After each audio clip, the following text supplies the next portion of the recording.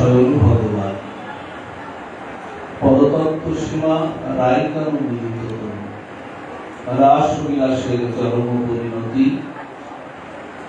কলিযুগের জীবের একমাত্র আশ্রয়ভূতি সংকীর্তনের জনক সংকীর্তন যোগেশ্বর নদিয়া নবদ্বীপ চন্দ্র বিহারী শ্রী শ্রী গৌরহরি অপর করুণায় দয়াল পতিত উদ্ধারণ পতিত পাবন অবতার নাম প্রেমদাতা শিরোমণি নিতাই চাঁদের অপর করুণায় ভগবান ভক্ত বাৎসল্য বিবাদভঞ্জধারী মধুসূদন শ্রী শ্রী বিষ্ণু ভগবানের আবির্ভাব তিথি এই মহাপূর্ণ লগ্নে জীবনগাছা সার্বজনীন শ্রী রাধা গোবিন্দ মন্দির শ্রী অঙ্গনে এই কুসুম ভগবত কারণে আজকের শুভ গন্ধাকে দিবস এবং কালকে ভোগ মহোৎসবের এই সুমঙ্গল আয়োজনে আজকের এই ভাগবতীয় সন্ধ্যায় যে সকল সাধুগুরু বৈষ্ণব মণ্ডলী সজ্জন জগৎ মাতার অংশভূতা কল্যাণীয় মাতৃমণ্ডলী যারা অপ্রাকৃত অলিঙ্গ সুন্দর শ্রী ভগবানের নাম গুণসুধা পালনত হয়ে বৈশাখের এই প্রচন্ড খরা তাপকে উপেক্ষা করে যারা হরিকথা অমৃত নদীতে যারা অবগাহন করতে এই কুসুম ভগবত গানে নিবেদিত হয়েছেন পাঠের কারণে সকলের চরণে সহস্র নমস্কার জ্ঞাপন করি আমার প্রতি কৃপাশীষ দান করুন। শ্রী শ্রী গুরু মহারাজ নিত্য লীলায় প্রবিষ্ট মহন্ত মহারাজ 108 মোদারিদার বাবাজির চরণ কমলে ভ্রূকৃত ধন্যবাদ প্রণতি নিবেদন পূর্বক যজ্ঞের যে ভাগবতী পাঠে প্রবিষ্ট হয়েছে।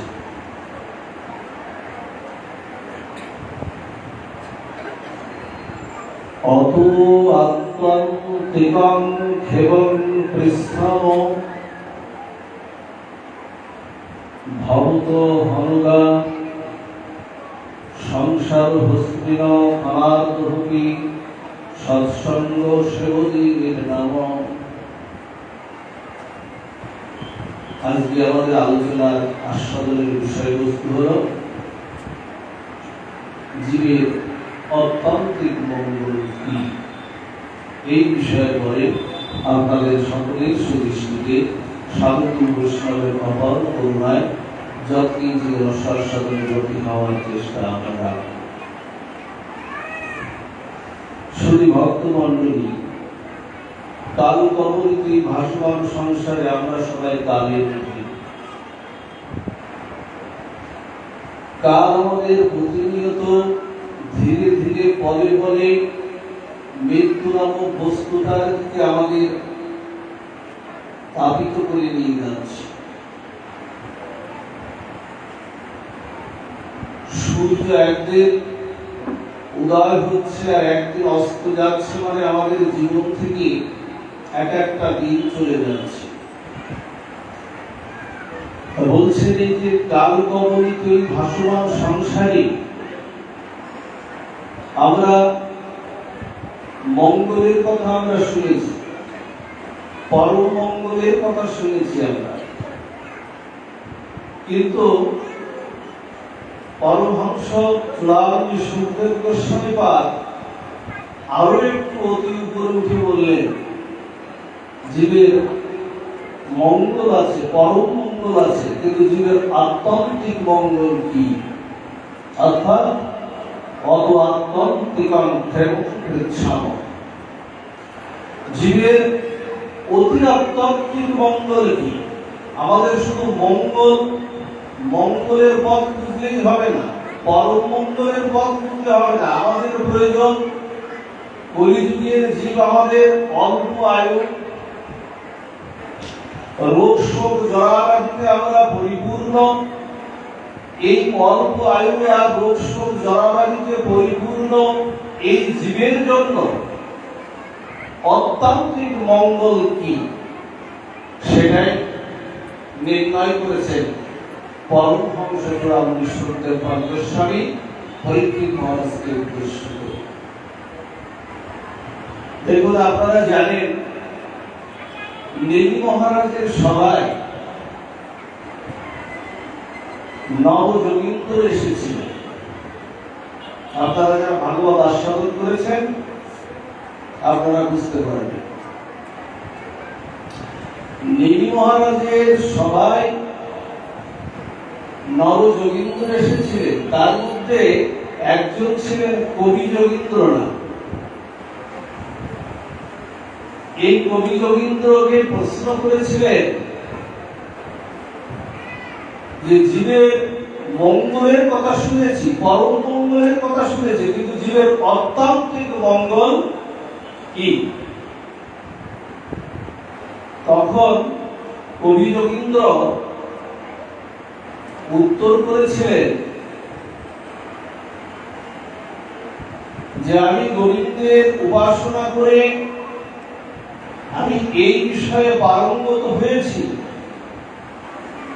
যে জীবের আত্যন্তিক মঙ্গল হল অকুতৈষ্ঠিত ভয়ম। অকুতৈষ্ঠিত ভয়ম মানে জীবের যখন কোনো ভয় থাকবে না। কিন্তু আমরা কি ভয় থেকে কেউ মুক্ত আছি? এখানে কেউ কি আমরা হাত তুলে এখানে বলতে পারবো বাবা আমি ভয় থেকে আমি মুক্ত আছি? আমার সমাজচ্যুতির ভয় আছে, রাজার ভয় আছে, রোগের ভয় আছে, শোকের ভয় আছে, ধন সম্পদ কখন আমার কেড়ে নেবে সে ভয় আছে, মৃত্যুর ভয় আছে, আবার মৃত্যুর পরে নরক যন্ত্রণার ভয় আমার তাপিত করে নিয়ে বেড়ায়। বলছেন যে এই ভয় থেকে আমাদের মুক্তির পথটা কি? বলছেন এই ভয় থেকে মুক্তির পথ একমাত্র উপায় হলো আমাদের অষ্টুতের উপাসনা করা। অর্থাৎ গোবিন্দের আরেকটি নাম হলো অষ্টুত, যা কখনো চ্যুত হয় না, হারিয়ে যায় না। এই অষ্টুতের উপাসনা করাই হলো, শরণাগতি করাই হলো ভয় থেকে একমাত্র মুক্তির আমাদের একমাত্র উপায়। এছাড়া ভয় আর আমাদের যাবে না। গোবিন্দ দাস তো 2 লাইন বলছেন যে অষ্টুতের উপাসনা করাই হলো আমাদের জীবের আত্যন্তিক মঙ্গল। আর কি বললেন? আরেকটি মঙ্গলের কথা, কল্যাণের কথা বললেন যে সংসার হস্তিন ফলার্থ হবি সৎসঙ্গ সেবতি নির্নাম। বলছেন যদি এই সংসারে কখনো এক ক্ষণকাল যদি মহতের সঙ্গ হয়, এক ক্ষণকাল যদি মহতের মধ্যে হরি কথা শ্রবণ কীর্তন হয় এবং এক ক্ষণকাল যদি সৎসঙ্গ আমাদের জীবন হয়, তাহলে সেটাই কিন্তু সেবনী নির্নাম। বলছেন জীবের যদি কখনো এক ক্ষণকাল কৃষ্ণ কথা শ্রবণ হয় সাধুমুখে, ভাগবত বলছেন প্রবিষ্ট কর্মরন্ধ্রেণ ধুনোতি সর্বাং কৃষ্ণ শরীরস্য যথা শরৎ। কি বললেন? বললেন শরীর মানে জল। দেখবেন বর্ষাকালে মাঠ নদী নালার জলটা কি হয় মা? স্বচ্ছ থাকে কি? বর্ষাকালে নদী নালা মাঠ কুয়োর জলটা কখনো স্বচ্ছ থাকে না, এটা ঘোলা থাকে, অপরিষ্কার থাকে। কিন্তু বর্ষার পরে যে কালটা আসে সেই কালটার নাম কি হয়? শরৎকাল। এই শরৎকালে আবার কি হয়? শরৎকালে বর্ষার সেই ঘোলা জলটা নির্মল হয়ে যায়, স্বচ্ছ হয়ে যায়। বর্ষার পরে ঘোলা জল যদি একটা ঋতুর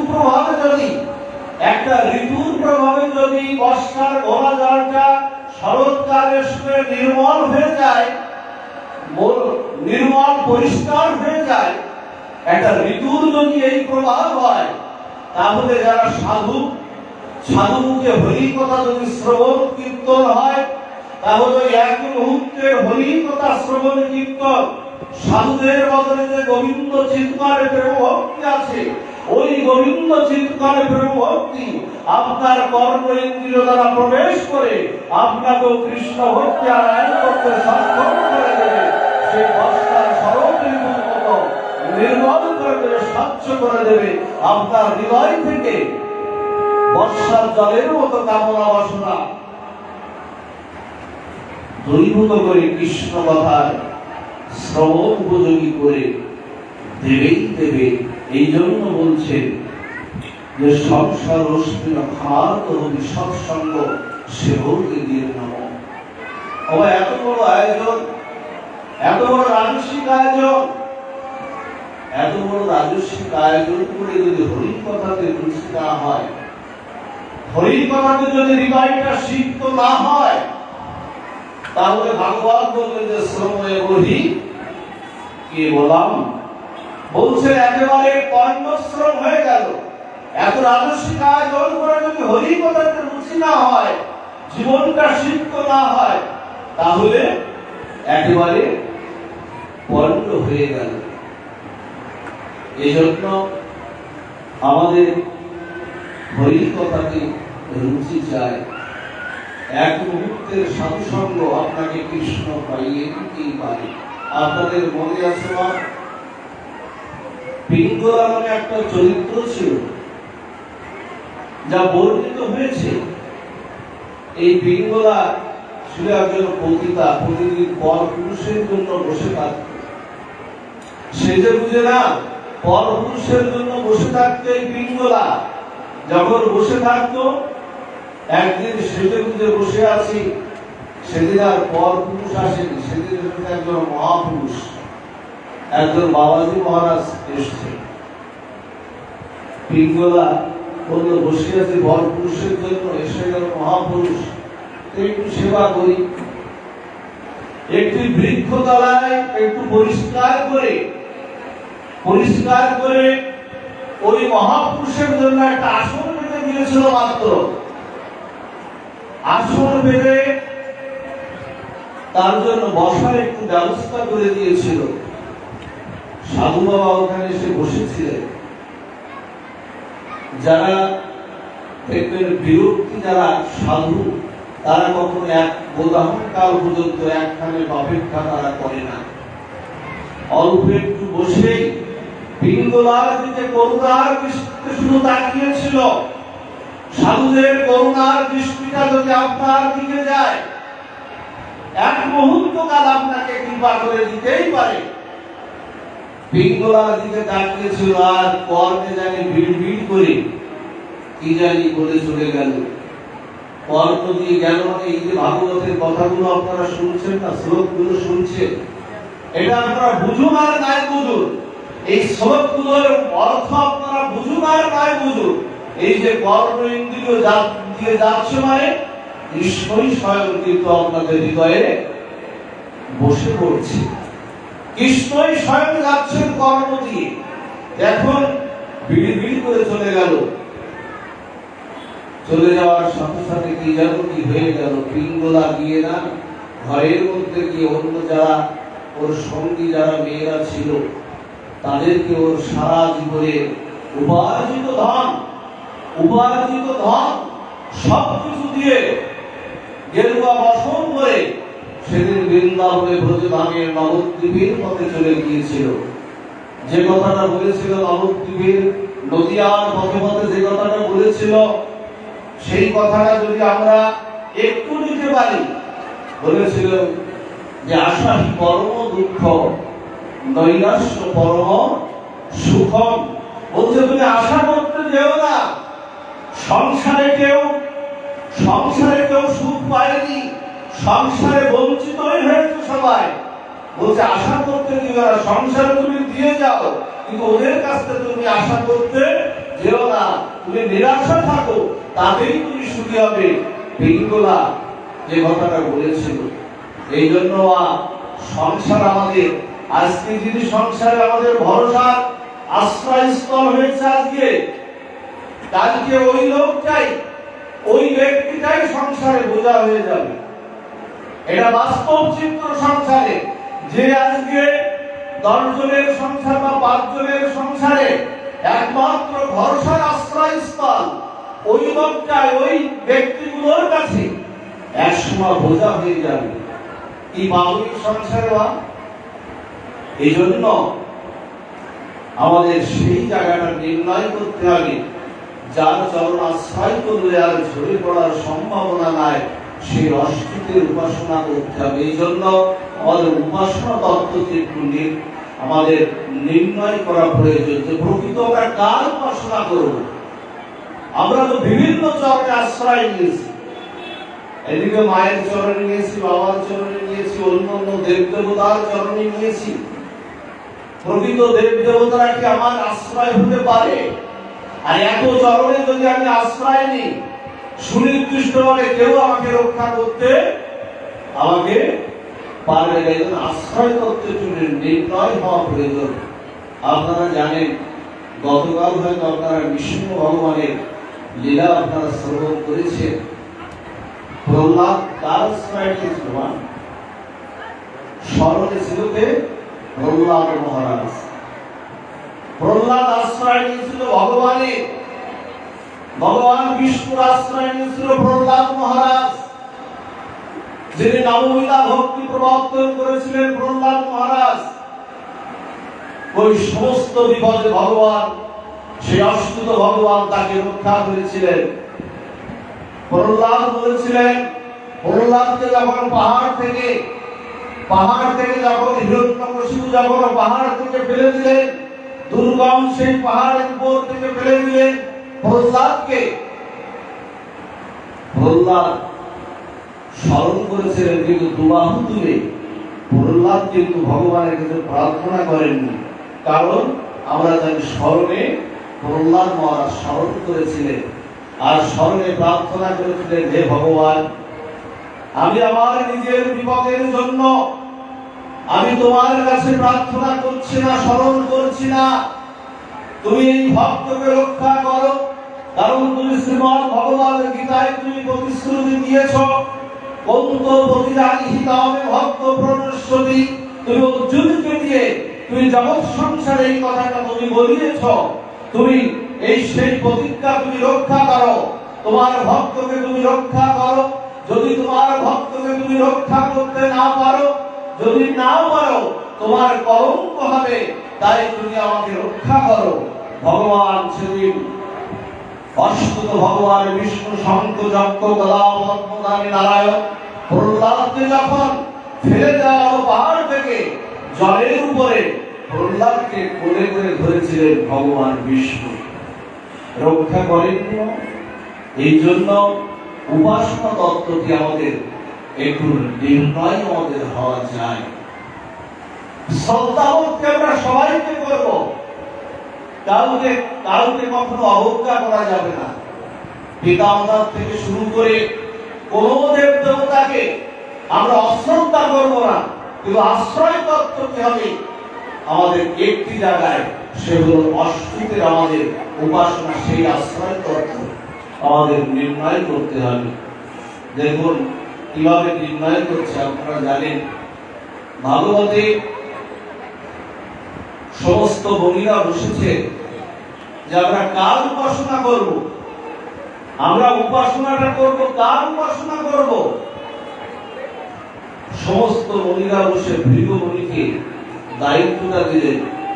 ভৃগুমুনিকে দায়িত্ব দিয়েছেন, বলছেন তোমাকে দায়িত্ব দিলাম, তুমি ব্রহ্মা মহেশ্বর বিষ্ণু ব্রহ্মার কাছে যাও, মহেশ্বরের কাছে যাও, তুমি গিয়ে তাদের কাছে বলো যে আমরা কার উপাসনাটা করবো। ভৃগুমুনি গেলেন ব্রহ্মার কাছে, ভৃগুমুনি যখন ব্রহ্মার কাছে ভৃগুমুনি গেলেন, ভৃগুমুনি ব্রহ্মার কাছে গিয়ে ব্রহ্মার কাছে গিয়ে যখন দাঁড়িয়ে যখন প্রশ্নপত্র করেছেন যে হে পিতা, আমরা কাল উপাসনা করবো জগতে, কাল উপাসনা করলে অত্যান্তিক মঙ্গল, পরম মঙ্গল।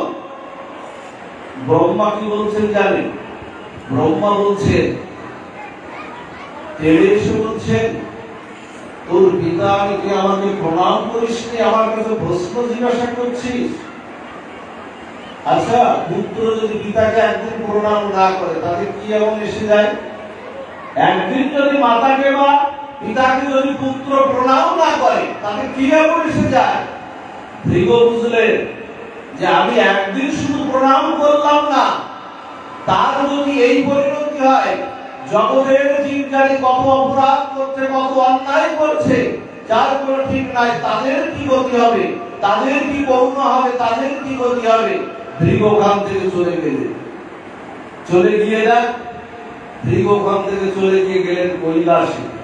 কৈলাসে গিয়ে দেখলেন কি শিব ঠাকুর বৈরাগী সবাই দেবী পার্বতীকে কোলে নিয়ে হরি কথা পরিবেশন করছেন, হরি কথা শ্রবণ করাচ্ছে, পরিবেশন করাচ্ছে দেবী পার্বতীকে কোলে নিয়ে। ভৃগু গিয়ে বলছেন, আপনি হরি কথা শ্রবণ করাচ্ছেন, তার একটা নারী মূর্তিকে কোলে নিয়ে ওনাকে একটু কোল থেকে নামিয়ে বসে আপনি বৈরাগী সবাই হরি কথা আপনি শ্রবণ করা? শিব ঠাকুর পারে, তার সে সাধনা আছে, কিন্তু ভৃগু যেই না বলেছে, ভৃগু বলার সাথে সাথে শিব ঠাকুর ত্রিশূল নিয়ে তেড়ে এসেছে। এখানে প্রশ্নপত্র আরো করা প্রশ্নপত্র। তখন ভৃগু তখন সেখান থেকে চলে গেল বৈকুণ্ঠে গিয়ে আর কারোর কাছে কিছু শোনা নাই, একেবারে বৈকুণ্ঠের দরজা দিয়ে প্রবেশ করে ভৃগু গিয়ে দেখছেন মা লক্ষ্মী পাদসেবন করছেন। নারায়ণের বা ভগবান বিষ্ণু যে নামেই আমরা অভিহিত করি না কেন, পাদসেবন করছে। গিয়ে আর কোনো কথা নাই। ভৃগুমুনি কি করেছেন জানেন? ভৃগুমুনি নারায়ণের বক্ষে সামনে একটা লাথি মেরে দিয়েছেন। নারায়ণের বা নির্মঙ্গে না, একেবারে বক্ষস্থলে লাথি মেরে দিয়েছেন ভৃগুমুনি। লাথি মেরে দিয়ে তখন লাথি মেরে যখন দাঁড়িয়ে আছেন নারায়ণ, তখন বড়জোড়ে প্রার্থনা করছেন, হে মুনিবর, আপনার লাগেনি তো? আপনার কোমল চরণে আমার এই কঠিন বক্ষে আপনার চরণে আঘাত লাগেনি তো? আসো, আমি তোমার চরণ সেবা একটু করে, ভক্তের চরণ সেবা করছে আজকে ভৃগুমুনি চরণ সেবা করছে স্বয়ং নারায়ণ। বলছেন আমার এই কঠিন বক্ষ আর ভক্তের চরণ হলো পুষ্পের মতো কোমল, তোমার চরণে লাগেনি তো? ভগবানের এই আহ্বান, ভগবানের এই সেবা দেখে ভৃগুমুনি দুবাহু তুলে সেদিন বলেছিলেন, হে জগতের জীব, যদি কারো উপাসনা করতে হয় তাহলে স্বয়ং গোবিন্দের উপাসনা করো, অন্য কারো উপাসনা করলে আজ আমরা মানব না। যাকে আশ্রয় করলে, যাকে বক্ষে আঘাত দিলেই তিনি আরো উল্টে চরণ সেবা করতে আসেন। এই জন্য আমাদের আশ্রয় তত্ত্বটি হলো আমাদের গোবিন্দের চরণ, এছাড়া কিন্তু আমার উপায় নাই। চৈতন্য চরিতামৃত বলে দিতে, সম্বন্ধ করিয়া ভগে কৃষ্ণ দ্বারে নাহি কাজে, আর সব পরে অকারণে। এই জন্য সম্বন্ধ আমাদের করতে হবে। আর সর্বজীবের মধ্যে যতদিন পর্যন্ত এই ভাবটা আমাদের হৃদয়ে না আসছে, বলছেন যে যাহা যাহা নেত্র পড়ে তাহা তাহা কৃষ্ণ স্ফুরে। বেদে বলেছেন যে সর্বখলিদম ব্রহ্ম। আবার গীতায় কি বলছেন? গীতায় বলেছেন ঈশ্বর সর্বভূতানাং হৃদ্যদেশমর্জুন তিষ্ঠতি ভ্রামাং সর্বভূতানি যন্ত্ররূঢ়ানি মায়া। বলছেন একই কথা, সর্বখলিদম বলছেন বেদে, আবার গীতায় দেখেন মৎস্য যুগে বলছেন ভগবান যে তুমি সর্বভূতে তুমি আমায় দর্শন করো। যতক্ষণ পর্যন্ত সর্বপ্রাণীর মধ্যে জীবের ঈশ্বর দর্শন যতদিন পর্যন্ত না হবে ততদিন হৃদয়ে কিন্তু ভক্তি আসবে না। সর্বকিছুর মধ্যে আমাদের ঈশ্বর দর্শন আমাদের করতেই হবে। আপনাদের একটু বলিমান, আমাদের নামদেব আচার্য ছিলেন, নামদেব আচার্য ছিলেন, তার গৃহে একদিন আগুন লেগেছে। জানেন, তার গৃহে মানে আশ্রমে, ছোট্ট একটি কুঠিরে থাকতেন, সেই আশ্রমে না, আশ্রমে একটু আগুন লেগেছে। আগুন লাগার সাথে সাথে না সবাই নামদেব আচার্যকে খবর দিয়েছেন যে তোমার কুঠিরে আগুন লেগে সব পুড়ে গেল। বলছে যে সব পুড়ে শেষ হয়ে গেল। নামদেব আচার্য দুলুতে এসে কি করছেন জানেন? দুলুতে এসে আগুনে পুড়তে আর যা যা বাকি ছিল, ঝোলা ঝোলা আর যা যা বাকি ছিল আগুনে পুড়তে, সেইগুলো আগুনের মধ্যে দিচ্ছে। সবাই বলছে কি পাগল নাকি? আমরা কি করি? আগুন লাগলে আমরা নেভানোর চেষ্টা করি না? আমরা তো নেভার যা অবশিষ্ট আছে, যা কিছু বাঁচানো যায়, যতটুকু বাঁচানো যায় আগুন থেকে, আমরা তো সেই চেষ্টায় আমরা জীব করি। আর নামদেব আচার্য কি করছে? যা কিছু অবশিষ্ট আছে ওই অগ্নির মধ্যে সেগুলো প্রবেশ করিয়ে দিচ্ছে। সবাই বলছে পাগল নাকি? যেই না প্রবেশ করিয়ে দিচ্ছেন, বলছে তুমি বাঁচানোর চেষ্টা না করে, বলছে উনি আমার ঘরে কৃপা করে এসেছেন, অগ্নিদেব ভগবান কৃপা করে এসেছেন, ওনাকে আমার একটু সহযোগিতা করা উচিত। যেই না এই কথা বলেছেন না, স্বয়ং ভগবান তার সামনে, ত্রিভুবন মুরারি স্বয়ং ভগবান তার সামনে প্রকটিত হয়েছে। সর্ব জায়গায় সর্বভূতে এই যে ঈশ্বর দর্শন। আর একদিন কি হয়েছে? নামদেব আচার্য একাদশী প্রতি পালনটা, ভগবানের চরণামৃত পালনটা সেরে না, ওনার রুটি দিয়ে না, রুটি দিয়ে মাখন, রুটিতে মাখন লাগাতে যাবেন, মাখন দিয়ে লাগাতে যাবেন, রুটিটা বের করেছেন কৌটা থেকে, মাখনটা যেই লাগাতে যাবেন, একটা কুকুর না ওই রুটিটা নিয়ে, দুটো রুটি নিয়ে দৌড় আর দৌড়, দৌড় আর দৌড়, একেবারে দৌড়াচ্ছে তো দৌড়াচ্ছে। নামদেব আচার্য পিছনে পিছনে দৌড়াচ্ছে, বলছে প্রভু দাঁড়ান, প্রভু দাঁড়ান, বলছে প্রভু দাঁড়ান, আরে মাখনটা তো লাগিয়ে দে, প্রভু দাঁড়ান। দৌড়াচ্ছে, কুকুরও দৌড়াচ্ছে, নামদেব আচার্য দৌড়াচ্ছে। দৌড়াতে দৌড়াতে কুকুর একটা বৃক্ষতলে একসাথে দাঁড়িয়ে গেছে। দাঁড়িয়ে গিয়ে না তখন নামদেব আচার্য দিয়ে বলছে কি প্রভু এত দৌড়াচ্ছেন কেন? মাখনটা তো একটু লাগিয়ে নিন, মাখনটা একটু লাগিয়ে নিন, মাখন না লাগালে আপনি পাবেন কি করে?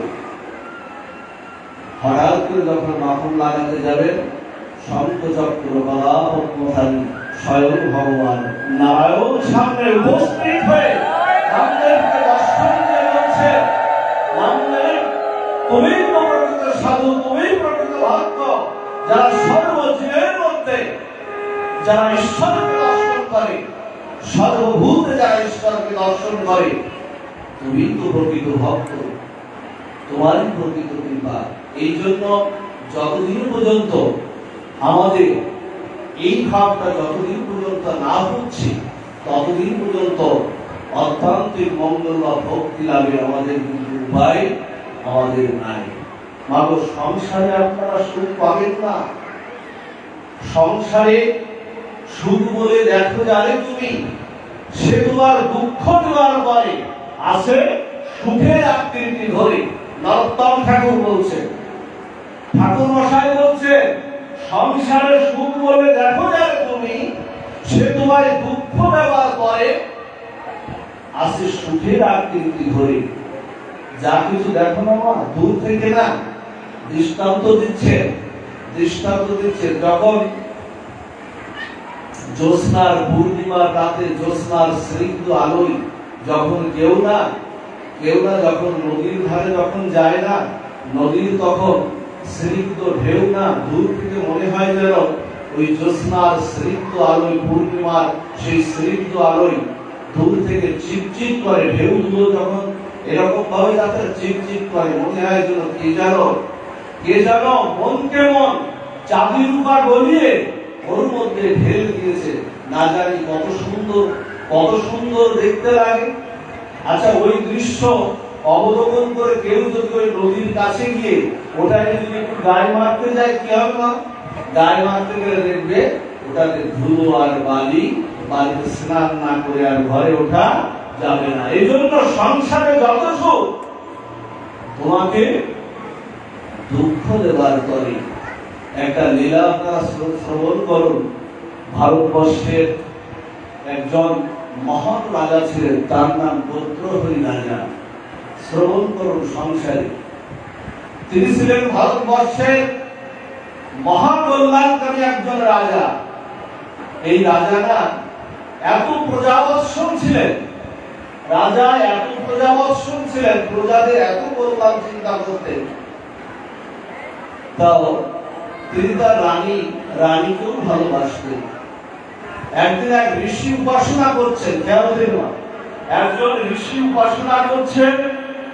ঋষি উপাসনা করতে করতে সেখানে একজন দেবতা, ঋষির উপাসনায় তপস্যায় সন্তুষ্ট হয়ে একজন দেবতা সেখানে উপস্থিত হয়েছে। দেবতা সেখানে উপস্থিত হয়ে না বলছে, তোমার উপাসনায় আমি সন্তুষ্ট হয়েছি, তোমাকে একটা ফল প্রদান করলাম। এই ফলটা তুমি গ্রহণ করলে তুমি অযুত বৎসর তুমি আয়ু পাবে, অমর হয়ে থাকবে। এখন ঋষি বা সাধু যারা ভক্ত, তারা তো অযুত বৎসর বাঁচতে চায় না। তারা কি চায়? এই দেহ ছেড়ে তারা গোবিন্দ ভক্তের সেবার অধিকার চায়, তাই তো? এখন ঋষি বলছে ফলটা দেবতা দিচ্ছেন, গ্রহণ করেছে। ঋষি চিন্তা করছেন, আমি এই ফলটা আমি নিয়ে কি করবো? আমি তো অমর হতে চাই না, বরং আমি এই ফলটা আমাদের এই রাজাকে, এই গোত্রহরি রাজাকে আমি প্রদান করব। রাজা যদি অযুত বৎসর বাঁচি, অমর হয়, তাহলে প্রজাদের বড় কল্যাণ হবে। উনি এই ভেবে না, সব চিন্তা নিয়ে উনি কিন্তু রাজার কাছে গেছেন, রাজপ্রাসাদে গেছেন। বলছে, মান্যবর রাজা, আমি এই দেবতাদের কাছ থেকে ফল প্রাপ্তি হয়েছে, আপনি ফলটা গ্রহণ করুন, আপনি অমরত্ব লাভ করুন। রাজা ঋষিবরের কাছ থেকে ফলটা গ্রহণ করুন। সংসারের চিত্রটা কি আমাদের? গোত্রহরি রাজা, এটা কোনো গল্প না, এটা শাস্ত্র বলছে। রাজা ফলটা গ্রহণ করে রাজা চিন্তা করছেন, আমি এই ফলটা নিয়েও বা কি করবো? আমি রাজ্য যা চালাই, যার বেরোনায় রাজ্য চালায়, যার কাছ থেকে আমি উদ্যম পাই, যার কাছ থেকে ভালো পরামর্শ পাই, আমি ফলটা, যে যাকে ভালোবাসি, সে পারমার্থিক জীবনেই হোক আর জাগতিক জীবনেই হোক, দেখবেন যে যাকে ভালোবাসে তার কথাটাই কিন্তু মনে পড়ে। রানীকে ভালোবাসে, খুব ভালোবাসে রানীকে গিয়ে বলছেন কি, ঋষির দেওয়া, দেবতার দেওয়া ফল ঋষি দিয়েছে, ঋষি আমাকে দিয়েছে, এই ফলটা তুমি গ্রহণ করো, এই ফলটা গ্রহণ করে তুমি অমরত্ব লাভ করো। রানী গ্রহণ করলে, রাজা দিলেন। ওই রানী ভালোবাসতেন। ওই রাজার একজন অশ্বচালক ছিলেন, একজন যুবক ছিলেন অশ্বচালক ছিলেন। রানী চিন্তা করছেন, আমি এই ফল নিয়ে কি করব? যে যাকে ভালোবাসে, ফলটা আমি ওই যুবককে, অশ্বচালককে ভালোবাসি, বরং ওর যৌবন থাকলে তো আমার লাভ, বরং ফলটা আমি ওকেই দিই। ও কি করলো জানেন? রানী কি করলো? ওই ফলটা ওই অশ্বচালক, ওই যুবককে দিই। কোথাও থেকে কোথায় চলে যাচ্ছে। এইবার অশ্বচালক ভালোবাসতো ওই রাজপ্রাসাদের রাজনর্তকী, অর্থাৎ যিনি রাজনর্তকী তাকে ভালোবাসত। ওই যুবকের কাছে আমি ফলটা নিয়ে কি করব? বরং আমি যাকে ভালোবাসি ফলটা তাকেই। ও তখন রাজনর্তকীকে তখন এই ফলটা প্রদান করলেন। রাজনর্তকী চিন্তা করছেন কি, যে জীবনে তো কোনো ভালো কাজ করলাম না, ভালো কাজটা জীবনে আমার দ্বারা কিছু হয়নি, আমার জীবন তো একেবারে নষ্ট হয়ে গেছে, আমি তো দেহ অপসারিণী, আমার জীবনের তো পাপের আর কোনো জায়গা নাই, তা আমি একটা ভালো কাজ করে দেয়, এই ফলটা আমি এই রাজ্যের রাজাকে একটু প্রদান করি। এই ফলটা রাজাকে আমি প্রদান করি। উনি অনুমতি চাইলেন, দেখা রাজনর্তকী আপনার সঙ্গে দেখা করলেন, নিয়ে না রাজাকে বলছেন আমি এই ফলটা পেয়েছি, এই ফলটা অমরত্ব লাভ হবে, তা আমি বেঁচে থেকে আর কি করবো অমরত্ব নিয়ে, বরং আপনি অমরত্ব পেলেই প্রজার কল্যাণ হবে। প্রজার কল্যাণ ওই রাজনর্তকী ফলটা দিলেন কাকে? রাজা। রাজা চিন্তা করলেন ফলটা আমি দিলাম কাকে, আসলে কোথায়? রাজা তখন রাজনর্তকীকে জিজ্ঞাসা করলেন তুমি ফলটা পেলে কোথায়? তা বলছে আমাকে দিয়েছে আপনার অশ্বচালক, ঘোড়ার গাড়ির যিনি চালক, যিনি রথে করে যান, অশ্বচালক। অশ্বচালককে ডেকে বলছে তুমি ফলটা পেলে কোথায়? তো বলছে আমাকে দিয়েছে এই প্রাসাদের রানীমা। সংসারের চিত্রটা দেখুন না। রানীমাকে আর কিছু বললেন না, বড় হৃদয়ে বড় আঘাত পেলেন এই মন্ত্রহরি রাজা। তখন মায়ের কাছে গিয়ে মায়ের চরণে গিয়েছেন, আর রাজ্যের এই মুকুটটা তার বিশ্বস্ত একজন মন্ত্রী মাথায় পরিয়ে দিয়ে মায়ের চরণে পতিত হয়ে বলছেন মা তুমি আমাকে কৃপা করো, আমি এই সংসারকে বড় ভালোভাবে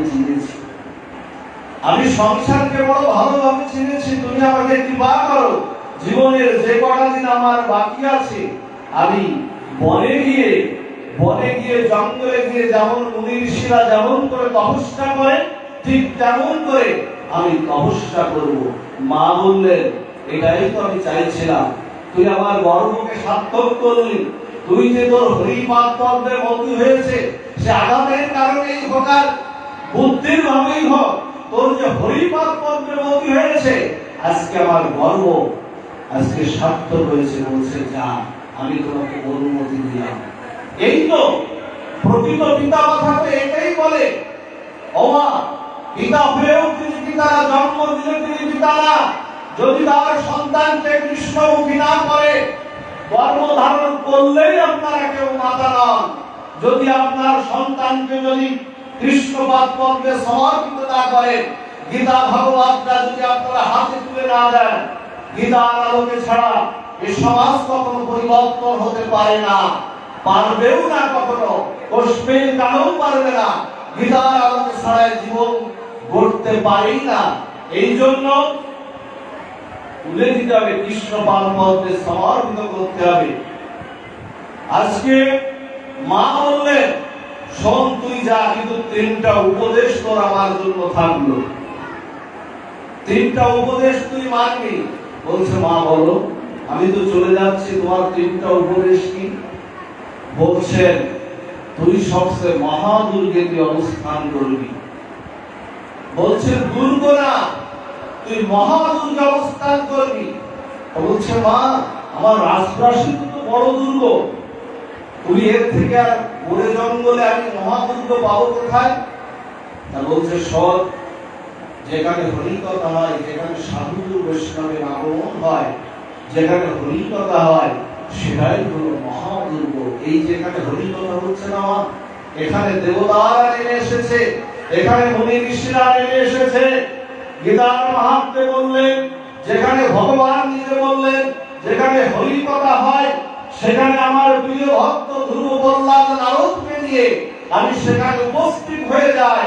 আর শোনো, তোমার এই হরিকথাকে সম্মান জানানোর জন্য, শ্রদ্ধা জানানোর জন্য আমি রাধা রানীকে নিয়ে সিংহাসনে আরোহণ করি না, তোমার এই হরিকথাকে সম্মান জানানোর জন্য আমি দাঁড়িয়ে পড়ে তোমার এই হরিকথাকে সম্মান জানাই।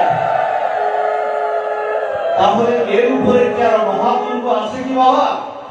আমাদের যত দুর্গই হোক না কেন, সাধু সঙ্গের এই বেষ্টনের উপরে মহাদুর্গ আর জগৎ সংসারে আর থাকতে পারে না। তাই মা বলেছিলেন তুই ওই মহাদুর্গের অবস্থান করবি যেখানে সাধুরা থাকে, যেখানে হরিকথা শ্রবণ হয়, যেখানে নৃত্য গীতা ভাগবত এখানে আস্বাদন হয়, ওখানেই থাকবি। 2 নম্বর বলছে মা, দেখুন মা কি বলছে। 2 নম্বর বলছে সৎ ভালো জায়গায় শয়ন করবি। বলছে মা, আমি রাজপ্রাসাদে যেখানে শয়ন করতাম, খাট পালঙ্কে শুতাম, উপরে সামিয়ানা মণিমুক্তা দিয়ে খচিত থাকতো আমার প্রাসাদে, আমি যেখানে শয়ন করতাম, বলে আমি ভালো জায়গা কোথায় পাবো? মা বলছে শোন, আমি ওই ভালো জায়গার কথা বলি নাই।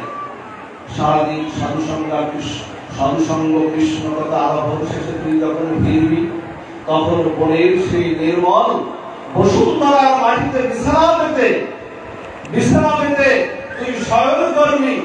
উত্তর আর দক্ষিণ দিক থেকে প্রকৃতির অপূর্ব বাতাস তোকে প্লাবিত করবে বাতাসে। আর শোন, তুই বাড়িতে মণিমুক্তা খচিত যে সামিয়ানা দিয়ে তুই শয়ন করছিস খাট পালঙ্কে, তোর সামনে সেই সামিয়ানা থাকবে না, কিন্তু তোর সামনে নীল দিগন্ত অসীম নীল আকাশ থাকবে তোর সামিয়ানা হিসেবে, তুই সেখানেই শয়ন করবি। আর 3 নাম্বার কি বললেন মা? 3 নাম্বার বললেন যে ভালো ভালো খাবো। তো বলছে মা, ভালো ভালো বলে আমি ভালো ভালো কোথা থেকে খাবো? তো বলে ভালো কোথা? বলছে ভালো খাওয়ার কথা বলেছি যেখানে আশ্রম আছে, ভগবানকে নিবেদন করে, ভোগ রান্না করে নিবেদন করে তুলসী পত্র দিয়ে তুই সেবন করবি। আমি এই ভালো পার। যখন ক্ষুধা লাগবে বেশি, দেখুন মা বলছেন কথাটা, যখন বেশি বেশি ক্ষুধা লাগবে ঠিক তখন খাবি। সারাদিন যদি তোর মুখটা চলে, তাহলে তুই ভজন করবি কোন সময়? মা বলছেন যখন বিষয়ভাবে তোর ক্ষুধা লাগবে ঠিক তখন তুই খাবি। আমাদের দেখবেন না, কিছু লোকজন আমরা আছি, অনুষ্ঠানে আসলে দেখবেন খাওয়া চলছে। আর বাবা, সারাদিন যদি তুমি খাওয়া, তো ভজন করবে কোন সময়? মালা জপ করবে কোন সময়? হরি কথা শ্রবণ করবে কোন সময়? আর যে ডুমুরিয়ার এই পাশে ডুমুরিয়ার চণ্ডীপুর নামে একটা জায়গা আছে না, চণ্ডীপুর ঘোষপাড়া, আপনারা তো চেনেন। ওখানে খুব সুন্দর একটা যজ্ঞ হয় এবং ওদের সেবার মানটা আমি শুনেছি, আমি যাইনি কখনো। সেবার মানটা এত সুন্দর, ভক্ত সেবার মানটা এত সুন্দর, চিন্তা করা যায় না। ভক্তদের সেবায় ওরা সবার থেকে উপরে, এই অঞ্চলের সবার থেকে উপরে ভক্তদের সেবার মানটা। শুধু অন্ন সবজির আলো দেয়, ওরা সারা সন্দেশ, রসগোল্লা এবং অনেক কিছু দেয়, ভক্তদের সেবার জন্য অনেক কিছু দেয়। আমাদের এখান থেকে কয়েকজন যজ্ঞ শুনতে গিয়েছে, নাম যজ্ঞ মাইক্রো করে নাম যজ্ঞ শুনতে গিয়েছে। তা নাম যজ্ঞ শুনতে গিয়ে পরের দিন এসে আমাকে একটু গল্প বলছে যে গিয়েছিলাম দাদা, ওদের এত সেবা, এই হাত ধরে ধরে উঠিয়ে নিয়ে যাচ্ছে, আসর থেকে হাত ধরে ধরে উঠিয়ে নিয়ে যে সেবা দিচ্ছে, এই অন্ন সেবা দিচ্ছে, ছানা দিচ্ছে, সন্দেশ দিচ্ছে, রসগোল্লা দিচ্ছে, আরো কত কি তার ঠিক নাই। বলছে নাম শোনা, নামটা শুনবো কখন? খেতে খেতেই তো সময় চলে গেল, সময়টা তো খেতে খেতেই চলে গেল, হরি নাম আর শোনা হলো না। তেমনি আমাদের সেই মা বলছে, ওই সারাদিন খাবি না, ওই খেতে খেতেই যদি সময় চলে যায়, এই হরি কথা আর হরি নাম শোনা তো হবে না। যখন ক্ষুধা লাগবে ঠিক তখনই প্রসাদ পাবি। এই জন্য না, এইরকম মা দরকার, ধ্রুবের মতো মা দরকার, ধ্রুবের মা সুনীতির মতো মা দরকার, যিনি নির্দেশ করেছিলেন যাও, বলে গিয়ে তপস্যা করো, হরিকে তুমি পাবেই পাবে, যিনি নির্দেশ করেছিলেন। এই জন্য মা, ধর্মীয় শিক্ষাটা না মা, যে কথাটা বলি, এখানে করলে হবে না তা না, কিন্তু ধর্মীয় শিক্ষাটা আসতে হবে গৃহের থেকে যদি ধর্মীয় শিক্ষাটা আসে, গৃহে যদি এখানে বাবারা প্রতিদিন যদি 2-4টা গীতার শ্লোক যদি পাঠ করেন, দেখবেন ওই সন্তানও ওই আচরণটা পালন করবে। গৃহের থেকে এই শিক্ষাটা আসতে হবে, আচরণটা নিজের গৃহের থেকে আসতে হবে। মহাপ্রভু নির্দেশ করেছিলেন না মাকে, সতীমাতাকে নির্দেশ করেছিলেন না? মহাপ্রভু নির্দেশ করেছিলেন, বলছে মার কাছে প্রার্থনা করছে সতীমাতা, প্রার্থনা করছে যে একাদশী ব্রতের কথা বলছে, মাকে প্রার্থনা করছেন, মা তুমি আমাকে একটা দান দাও। সেই দানটা কি? সেই দানটা যে কাল থেকে তুমি একাদশী করবে, কাল থেকে তুমি একাদশী করবে। এজন্য আচরণটা একটু ঘর থেকে হওয়া যায়। আচরণটা যদি ঘর থেকে না হয় তাহলে কিন্তু সমাজ পরিবর্তন কিন্তু কখনো হবে না। আজকে সমাজ পরিবর্তনের খুব আমাদের প্রয়োজন। এই সমাজে আজকে ধর্মভঙ্গুর এই সমাজ পরিবর্তন খুব প্রয়োজন। 5টি জায়গায় প্রতিবাদ করার কথা বলা হয়েছে, যুদ্ধ করার কথা বলা হয়েছে 5টি জায়গায়, যা ভগবান শ্রীকৃষ্ণ নিজে বলেছেন। ধর্ম রক্ষার জন্য তুমি যুদ্ধ করো। অর্জুনকে বললেন না গাড়ি উঠাও। আত্মরক্ষার জন্য তুমি যুদ্ধ করো, সত্য রক্ষার জন্য তুমি যুদ্ধ করো, স্ত্রীকে রক্ষার জন্য তুমি যুদ্ধ করো। 5টি জায়গায় ভগবান প্রতিবাদ করার কথা, যুদ্ধ করার কথা আমার চৈতন্য মহাপ্রভু বলেছেন। 5টি জায়গায় যুদ্ধ করতেই হবে, এছাড়া এই সমাজ কখনো তৈরি হবে না। যখন নিজের মহাবিপদ যখন আসবে তখন কিন্তু যুদ্ধ ছাড়া আমাদের কোনো উপায় কিন্তু নাই। আর যে কথাটা বলি, যার ইষ্টকে যে ধর্মে প্রবর্তিত আছে, অনেক মত পথ আছে। কেউ চৈতন্য মহাপ্রভুকে ভালোবাসতে পারে, কেউ কৃষ্ণকে ভালোবাসতে পারে, কেউ জগন্নাথকে ভালোবাসতে পারে, কেউ বিষ্ণু ভগবানকে ভালোবাসতে পারে। যে যাকে ভালোবাসে সেই পরম প্রিয় ভালোবাসাটা যেন তাকেই যেন দেন, তাতেই কিন্তু আপনাদের কৃপা হবে। ভক্তের জন্য ভগবান নৃসিংহ অবতার রূপে, নৃসিংহ অবতার অর্ধেক সিংহ রূপে ভক্তের জন্য ভগবান স্তম্ভের মধ্যে থেকে ভগবান আবির্ভূত হলেন। ভগবান বলছেন, ভগবান প্রহ্লাদকে বলছেন, প্রহ্লাদ তোমার জন্য আমি, তোমার মতো ভক্তদের জন্য আমি আরো অনেক রূপ নিয়ে আমি অবতার হতে পারি। তোমার মতো স্তম্ভের মধ্যে থেকে ভগবান আবির্ভূত হতে পারি। অর্ধেক মিলেন মানুষের মতো প্রহ্লাদকে করে দিচ্ছেন, আদর করছেন, লেহন করছেন। আর হিরণ্যকশিপুকে বধ করলেন। আপনারা শুনেছেন, এই লীলাগুলো আপনাদের জানা, আপনারা শুনেছেন। বধ করলেন। আর যখন বর দিতে যাচ্ছেন, প্রহ্লাদ কি বললেন জানেন মা? প্রহ্লাদ বললেন, তুই বর চেয়ে নাও, তুমি বর চেয়ে নাও প্রহ্লাদ, তোমার জন্য আমি বৈকুণ্ঠ থেকে এসেছি। প্রহ্লাদ বলছে, প্রভু কি চাইব আর তোমার চরণ তলে, তুমি যার বলছে কি চাইবে আর ভূমণ্ডলে। বলছে ভগবান যা হয়ে গেছে সে আর কি চাইবে? বলছে না, তুমি একটা বর চাও। কি বর চাইলেন জানেন মা? এটা শুনলে অবাক হয়ে যায়। প্রহ্লাদ বললেন কি জানেন? প্রভু বর যদি দিতে হয় এই বরই দাও, তোমার কাছে চাওয়ার যে বাসনাটাও যেন আমার হৃদয়ে উদ্ভাসিত না হয়। বলছে চাওয়ার একটা বর্তমানে পরের জিনিস, বলছে হৃদয়ে যেন তোমার কাছে বাসনাটাও যেন আমার হৃদয়ে উদ্ভাসিত না হয়। তারপরও বলছে একটা বর চেয়ে। প্রহ্লাদ দেবতারা দেখছে, আমি তোকে বর দিতে পারছি না, ভক্তকে বর দিতে পারছি না। ভগবান দেবতারা দিচ্ছে। প্রকৃত যারা ভক্ত তারা কখনো বর চায় না, তারা চায় অহিতুকি ভক্তি ন ধরম ন জনম ন সুন্দরী কবিতাম বা জগদীশ কাময়ে মম জন্মনিশ্বরে ভগবান ভক্তি। অহিতুকি যদি বলছে ধন চাই না, জন চাই না, সালাম তারা কবিতাও চাই না, যেন জন্মান্তরে তোমার চরণে যেন অহিতুকি শুদ্ধ ভক্তিটা থাকে। বলছেন তবু একটা বর চেয়ে প্রহ্লাদ।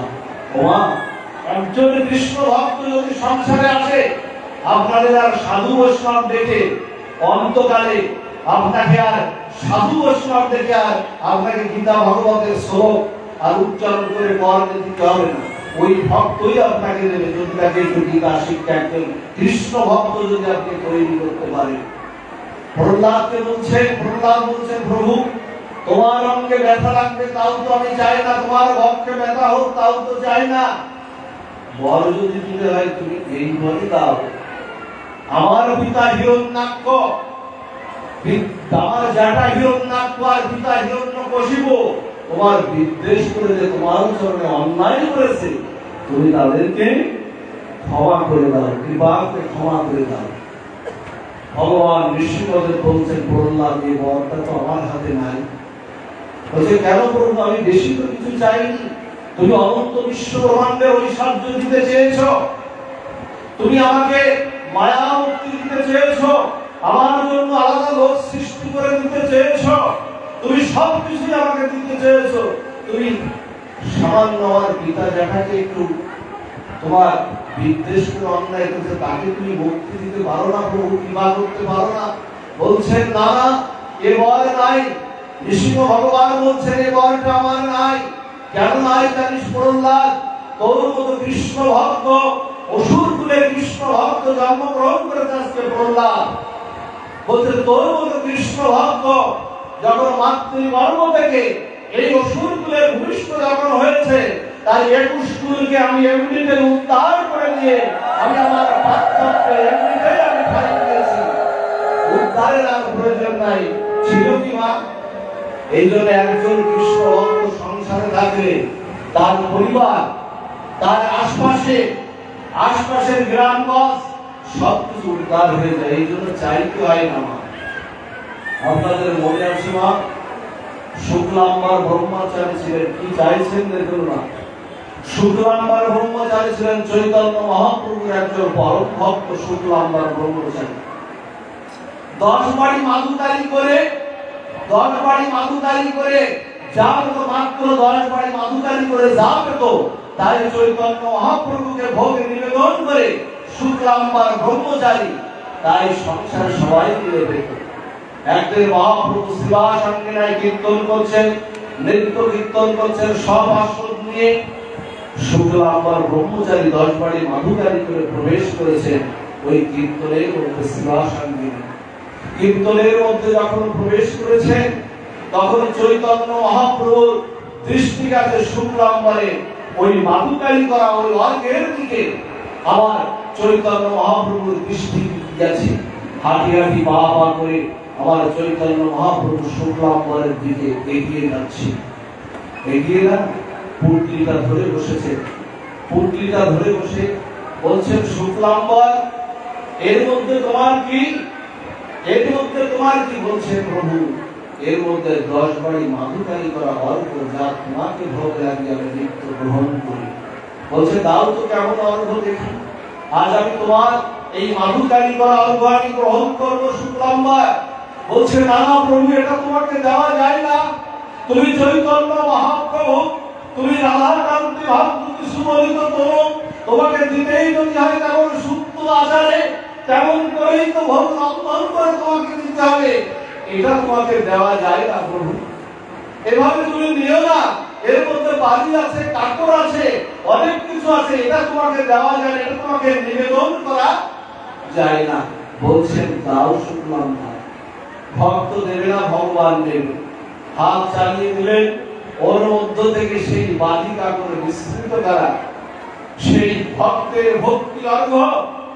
ভগবান হলো ভাবগ্রাহী জনার্দন, তিনি দ্রব্যের কাঙাল না, তিনি ভক্তির কাঙাল। ভক্ত যদি ভক্তি ভরে যদি কিছু দেয় নৈবেদ্য, তাহলেই তিনি গ্রহণ করেন। পত্রং পুষ্পং ফলং ত্বং যোগে ভক্তা প্রযোজ্যতি। কোন ভক্ত যদি আমাকে ফলমূল পুষ্প আর যদি রান্না করে আমাকে ভক্তির দ্বারা যদি দেয়, ভক্তের সেই ভক্তি অর্ঘ গ্রহণ করি। মহাপ্রভু কি করছেন? পুটলির থেকে বের করে নিয়ে তিনি সাধুকে ভোগ রূপে গ্রহণ করছেন।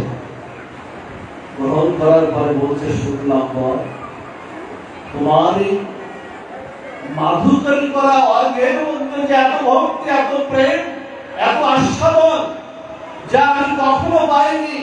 আমার সতী মাতা রন্ধন করে দিলেও আমি সেই আস্বাদন আমি পাইনি, যা তোমার এই মাধুকরী করা অর্ঘের মধ্যে আমি পেলাম, আমি পাইনি। বলছেন তোমায় আমি একটা বর দেব, আমি বড় আনন্দ পেয়েছি, আমি বড় পরিতৃপ্ত হয়েছি। তোমার এই সেবায় পুরো পরিতৃপ্ত হয়েছি, তোমাকে একটা বর দেব।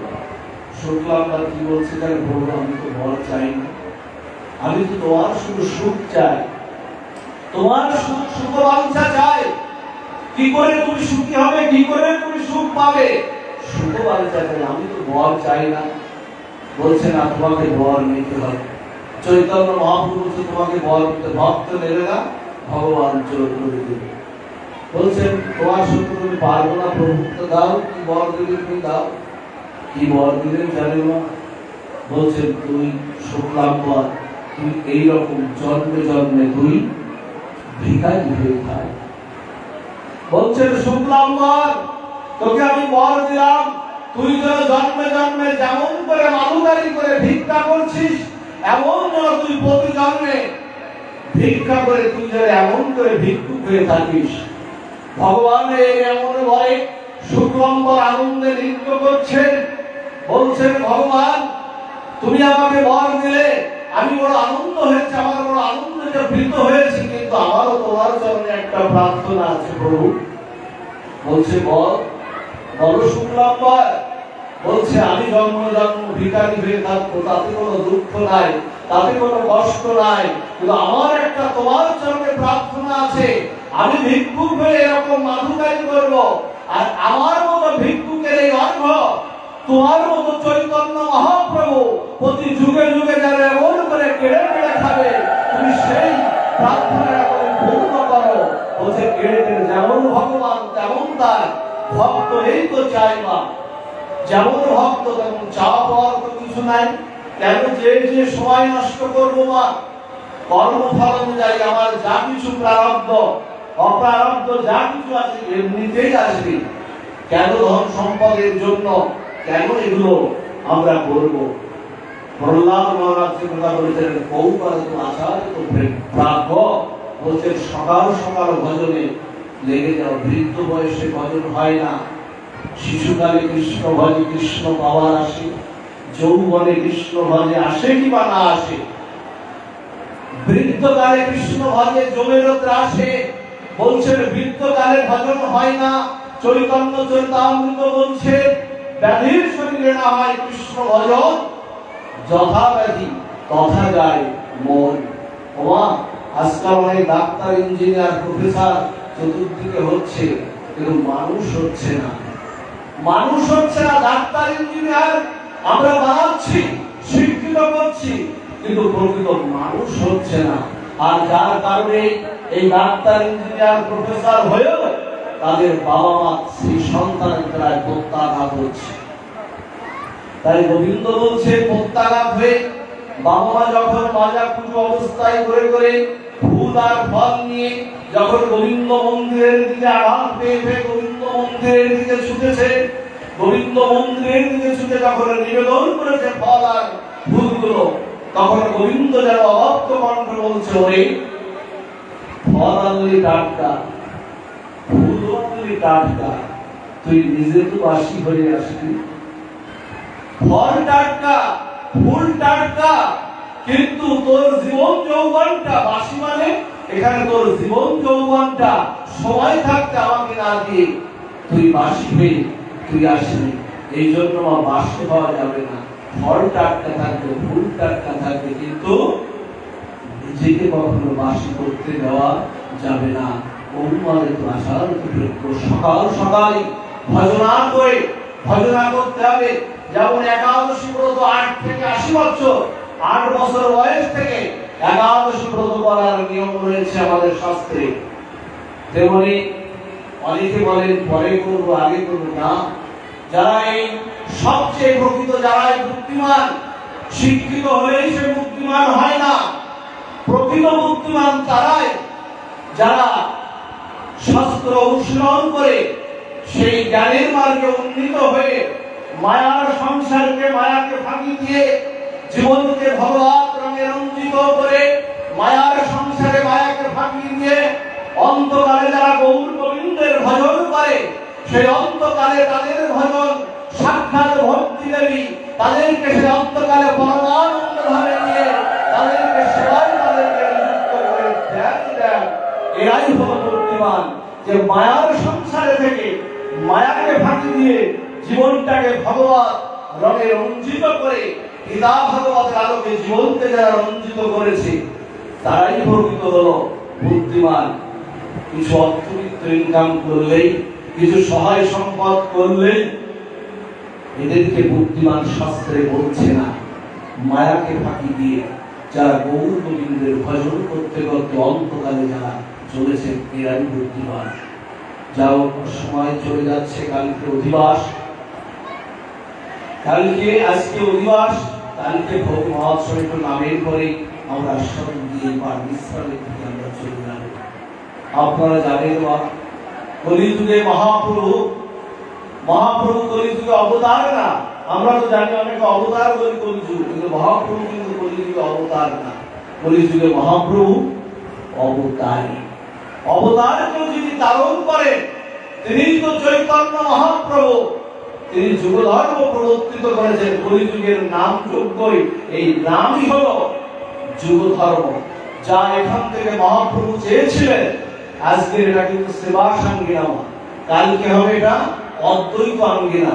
কালকে ভোগরাট মহোৎসব হবে, এটা অদ্বৈত আঙ্গিনা হবে, কিন্তু এখন কিন্তু এটা সেবা সাঙ্গিনা।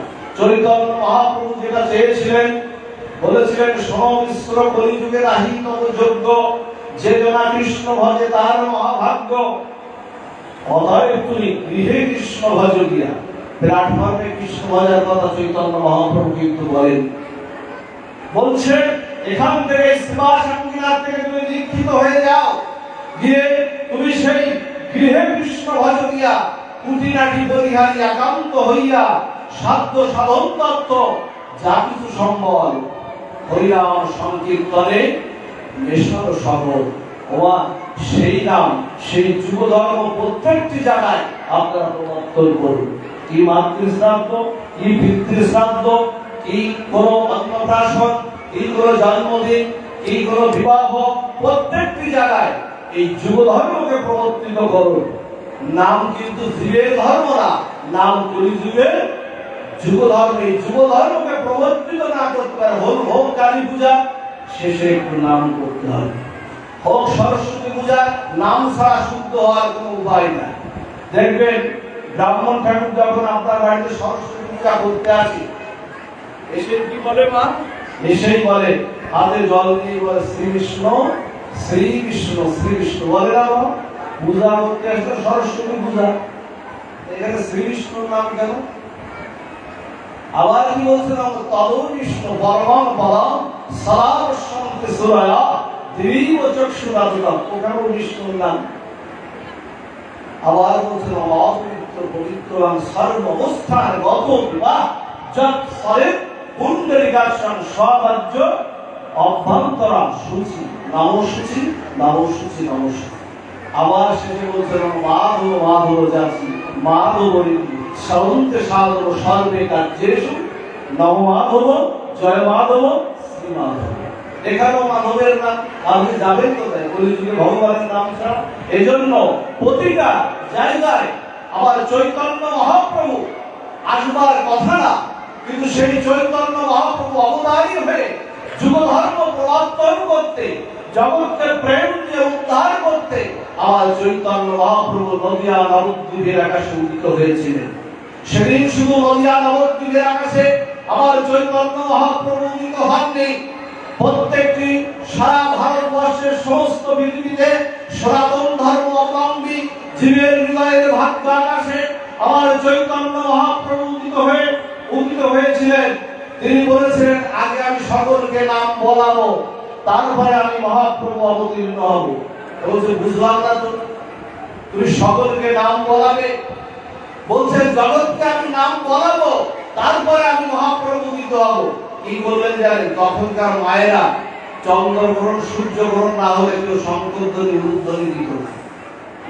বিধাতাকে নিয়ে চন্দ্রগ্রহণ লাগিয়ে দিলেন। চন্দ্রগ্রহণ যখন লাগিয়ে দিলেন তখন সমস্ত মায়েরা, সমস্ত সনাতন ধর্মের মায়েরা একযোগে সবাই শঙ্করধ্বনি উলুধ্বনি জয়ধ্বনি দিয়ে উদ্ধার করে বলছেন হরি হরি হরি হরি বলে সবাই একসঙ্গে জয়ধ্বনি দিলেন।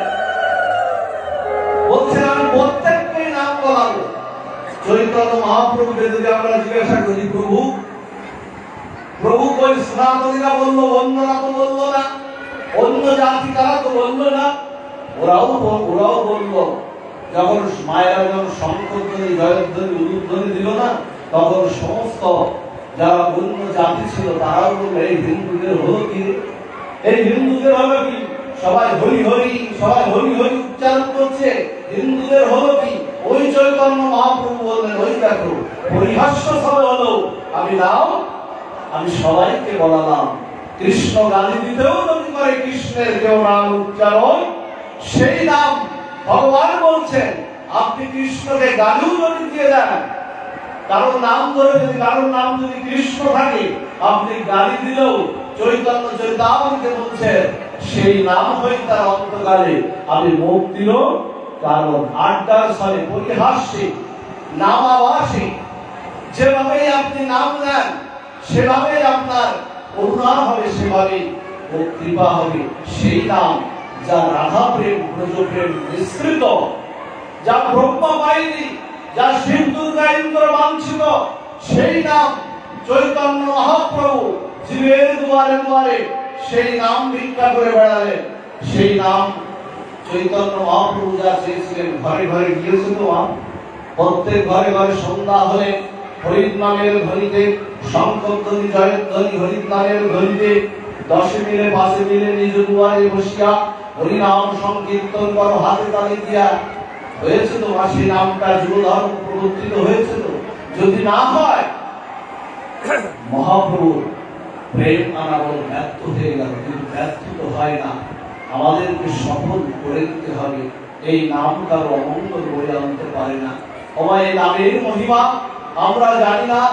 এই নবদ্বীপ লীলায় একজন সন্তান ছিলেন, তার নাম ছিল মাধব মা, তার নাম ছিল মাধবের পিতা অন্ধ। একদিন মাধবকে বলছে, অন্ধ পিতা বলছে, অন্ধ পিতা বলছে, মাধব আমাকে একটু নিয়ে যাবি? চৈতন্য মহাপ্রভু সেবা সঙ্গীনায় হরিনাম সংকীর্তন করে, আমাকে সেখানে একটু নিয়ে যাবি মাধব? চৈতন্য মহাপ্রভুর অধিপতি বদনে আমি তার সুরেলা কণ্ঠে একটু কীর্তন শ্রবণ করব, শুনেছি সবার কাছে, নিয়ে যাবি মাধব? বাবা কি বলছে, বাবা তোমাকে নিয়ে যাওয়া তোমার কর্তব্য। দেখেন এখানে একটা দর্শন দিচ্ছে, অন্ধ পিতা এখানে দর্শন দেওয়া। পিতা মাতা যদি প্যারালাইসিস হয়ে যায়, অন্ধ হয়ে যায়, পিতা মাতার যদি চলৎ শক্তি রহিত হয়ে যায়, তাদের আশাগুলো পূর্ণ করার বিধান সনাতন ধর্মে রয়েছে এবং সেটা করতেই হবে। আজকে মাধব পিতাকে হাত ধরে ধরে নিয়ে সেবা সঙ্গীনায় নিয়ে চলে যাচ্ছে। সেবা সঙ্গীনায় গিয়ে চৈতন্য মহাপ্রভুর শ্রীবদনে হরিনাম সংকীর্তন শ্রবণ করেছেন। হরিনাম সংকীর্তন যখন মহাপ্রভু বিশ্রাম দিয়েছেন, তখন মাধব বাবাকে নিয়ে আবার বাড়ির দিকে ফিরছে। পথে আসতে আসতে না ঝড় বৃষ্টিতে না, মাধব তো ছোট, ঝড় বৃষ্টিতে ভিজে যাচ্ছে, মাধব ভিজে যাচ্ছে। ভিজতে ভিজতে যখন বাড়ি আসলো, মাধবের বৃষ্টিতে ভিজে মাধবের গায়ে প্রচন্ড জ্বর উঠে গেছে, এমন জ্বর তৎকালীন সময় তেমন চিকিৎসা ছিল না। হোমিওপ্যাথিক আবিষ্কার হয়নি, অ্যালোপ্যাথিক তেমন কোনো চিকিৎসা ছিল না। কিন্তু হেকিম, বৈদ্য, কবিরাজ আর কিছু তান্ত্রিক যারা শক্তি মতের যারা উপাসক ছিলেন, এরা কিছু তদ্বির বা এরা কিছু ওষুধপত্র দিত। মাধবের যখন শ্বাস উঠে যায়, জলে এমন মৃত্যুপন্ন অবস্থা তখন মাধবের মা ছুটে গেলেন সমস্ত তান্ত্রিক যারা মহাশক্তির উপাসনা করে তাদের কাছে গিয়ে বললেন, সমস্ত বৃত্তান্ত বললেন। তখন এই চৈতন্য মহাপ্রভুর মধ্যে আর এই ব্রাহ্মণ সমাজ যারা শক্তিরতা, তাদের মধ্যে একটা বিভেদ ছিল। চৈতন্য মহাপ্রভু এই নাম প্রেম ধর্মকে তখন তারা মেনে নিতে পারেনি। না মানার কারণে মাধবের মাতাকে বলল, সেবা সঙ্গীনায় গিয়ে তোমার মাধবের জ্বর হয়েছে, ওষুধ তোমাকে দেব না, ওষুধ যদি দিতে হয় ওই চৈতন্য মহাপ্রভুর কাছেই তোমাকে যেতে হবে, আমরা তোমাকে ওষুধ দেব না। কেউ ওষুধ দিল না, ওষুধটা কেউ দিল না। ফিরে আসলো, ফিরে এসে যখন মাধবের শ্বাস উঠে গেছে, মাধব যায় অবস্থা, তখন চৈতন্য মহাপ্রভু সন্ধ্যায় নগর সংকীর্তনে বেরিয়েছে। সমস্ত বর্ষকদের নিয়ে সন্ধ্যায় নগর সংকীর্তনে বেরিয়েছে। যখন যে পথ দিয়ে মাধবের মাতা মহাপ্রভু নগর সংকীর্তনে বেরিয়ে সেই পদে বাধা হয়ে দাঁড়িয়ে আছে আমার মাধবের মাতা চৈতন্য মহাপ্রভু, সেই পথটাকে বাধা হয়ে বলছে, দাঁড়াও চৈতন্য মহাপ্রভু। সেবার সামনে নাই দিয়ে আমার মাধব ভিজে আসার পথে মাধব ভিজে মাধবের গায়ে জল এসেছে। তোমার এই হরিনাম শ্রবণ করতে গিয়ে যদি আমার মাধব যদি আজকে মারা যায়, আমি যেমন মাধব হারা হয়ে কাঙালির মতো পাগলের মতো পাগল করা হয়ে সন্তান হারা হয়ে যেমন করে আমি পথে ঘুরে বেড়াবো, আমি তোমাকে অভিশাপ দিলাম চৈতন্য মহাপ্রভু, তোমাকেও ঠিক তেমন সংসার হারা হয়ে তোমাকেও ঠিক পথে পথে তেমন করে ঘুরতে হবে, আমি তোমাকে অভিশাপ করলাম। চৈতন্য মহাপ্রভু হাত জোড় করে বলছেন, ওমা, নাম কারো অমঙ্গল হয়ে আনতে পারে না। হরিনাম এ নামের মহিমা আমরা জানি না, নাম অমঙ্গল হয়ে আনতে পারে না। আর ওমা, তুই তো আমাকে অভিশাপ দিলি না, তুই তো আমার অভিষ্ট বরটাই প্রদান করলি।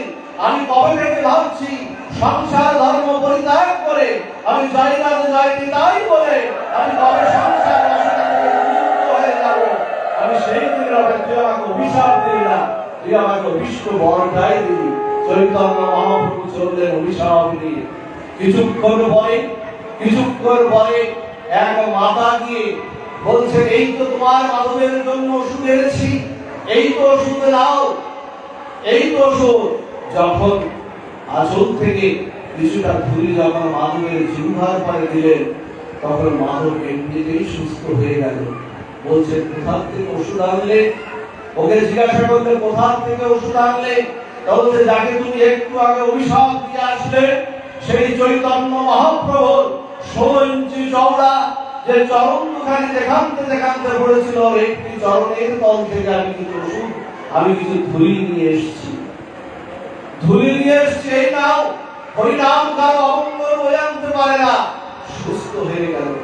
জানেন, মাধবের মাকে চৈতন্য মহাপ্রভুর চরণে বলছেন, আমার তো ক্ষমা চাওয়ার কোনো উপায় নাই, যদি কোনো জন্মে আমার কৃপা হয় আমাকে একটু কৃপা করো। নাম কারো অমঙ্গল, নাম অমঙ্গল বয়ে আনতে পারে না। এই নামের মহিমা আমরা জানি না। আমরা শুনেছি এই নবদ্বীপে একজন মাতা, যার নাম সত্যবতী, এই মাতা থাকতেন তার স্বামীকে নিয়ে। তার একটা ছেলের নাম ছিল গোপাল। নামের কি মহিমা! তার ছেলের নাম ছিল গোপাল। চৈতন্য মহাপ্রভু যখন হরিনাম সংকীর্তন করতে করতে যাচ্ছেন সন্ধ্যায়, ওই মা লাউ তুলতে বসেছে। কেন? চৈতন্য মহাপ্রভুকে ভোগ লাগাবে। চৈতন্য মহাপ্রভুকে ভোগ লাগাবে লাউ তুলতে বসেছে।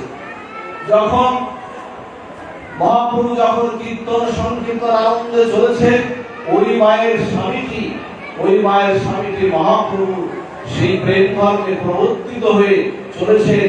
চৈতন্য মহাপ্রভু সেই হরিনাম সুধায় সন্ধ্যায় নগর সংকীর্তনে। আর মহাপ্রভু চৈতন্য মহাপ্রভু সেই শ্রীবদনে যখন নাম যখন ওই মায়ের কর্মে যখন গেল, তখন ওই মাটি বিবাস হয়ে সংসার ভুলে তখন যে লাউ করতে করতে নিজের সন্তানকে কুটে ফেলল, এটা জানি না। নাম করতে করতে নিজের শ্রবণ করতে করতে নিজের সন্তানকে কুটে ফেলল, ওটা জানে না। মহাপ্রভুর নগর সংকীর্তন যখন শেষ হয়ে গেছে, যখন হয়েছে মহাপ্রভুর নগর সংকীর্তন শেষ যখন হয়ে গেছে, তখন ওই মায়ের স্বামীটি বাড়ি এসে দেখছে ছোট্ট ছেলেটার কাটা হাত পা গুলো চতুর্দিকে ছড়াচ্ছে। ধাক্কা দিয়ে বলছে, ডাইনি, রাক্ষসী, তুমি নিজের সন্তানকে কুটে রন্ধন করছো, একটা উনুনে করে জাল দিচ্ছে, বলছে নিজের সন্তানকে কুটে রন্ধন করেছো, রাক্ষসী, আমার গোপাল কোথায়? তখন মায়ের যখন সন্দিগ্ধতা ফিরে আসলো, তখন বলছে, চরম ধরে বলছে, ও বিশ্বাস করো, আমি আমার সন্তানকে কুটে রন্ধন করতে পারি না। পৃথিবীর কোন মা তার সন্তানকে কুটে রন্ধন করতে পারে না। জগৎ সংসারে এমন কোন মা নাই তার সন্তানকে কুটে রন্ধন করতে পারে না। এ দোষ যদি হয়ে থাকে, দোষ চৈতন্য মহাপ্রভু। কেন সে এমন হরিনাম করে যে হরিনাম শ্রবণ করলে মা লাউ করতে করতে তার নিজ সন্তানকে কুটে ফেলে।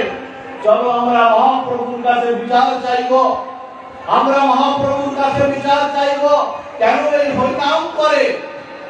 নিত্যানন্দ ওই মায়ের স্বামীজি সেই জ্বলন্ত হাড়িটি নিয়ে নিত্যানন্দ পরিবার বেষ্টিত চৈতন্য মহাপ্রভুর চরণে গিয়ে বলছে, চৈতন্য মহাপ্রভুর চরণে গিয়ে বলছে, মহাপ্রভু, তোমার হরিনামে যদি মাকে সন্তান হারা হতে হয়, তোমার মাকে তোমার হরিনামে যদি পিতা মাতাকে সন্তান হারা হতে হয়, তোমার এই নামের বড় কলঙ্ক হবে। এই হরিনাম আর কেউ নেবে না।